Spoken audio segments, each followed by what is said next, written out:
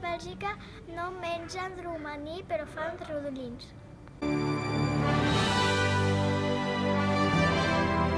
Fins fa no massa, a Loki li agradaven els núvols.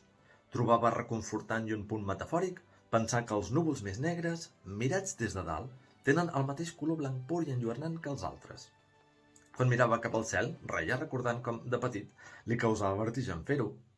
Li preocupava que algú ensopegués amb el cable que alimentava la màquina de la gravetat i ell acabés sortint disparat cap a les estrelles en una caiguda lliure eterna, pròpia d'algun mite que els grecs van oblidar escriure.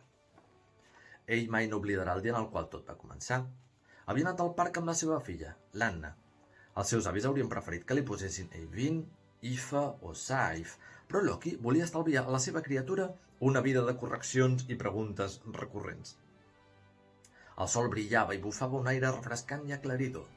Portaven una estona al parc quan el so llunyà de trons va interrompre un drama lacrimogen interpretat per la nena des que el seu pare li havia dit que havien de marxar a dinar.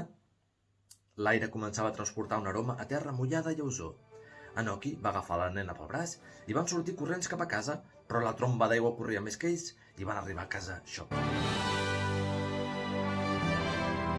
Aquella passejada de matí sempre li portava records dels seus primers mesos a Brussel·les. L'havien agafat per unes pràctiques al comitè de les regions i allà havia conegut a la Maite.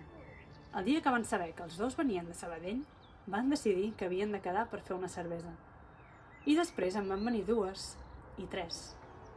Ella estava a punt de començar un doctorat en política internacional, que la tindria 4 anys a Bèlgica. Ell no tenia cap pla a l'horitzó. Al cap de 6 mesos van anar a viure junts i 2 anys després arribaven les bessones. Tot havia anat molt de pressa.